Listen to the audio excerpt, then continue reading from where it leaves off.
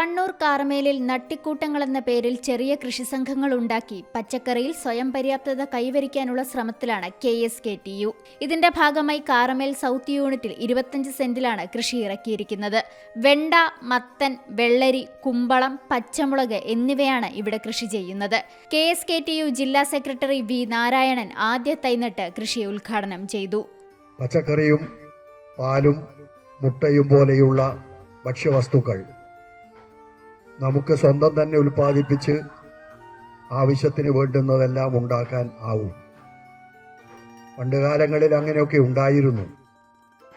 നാട്ടുമ്പുറങ്ങളിൽ വെള്ളരിക്കാപ്പാടം എന്ന് പറയുന്നത് ഒരു വലിയ ആകർഷകവും അത്യാവശ്യവുമായ കാര്യമായിട്ടുണ്ടായിരുന്നു.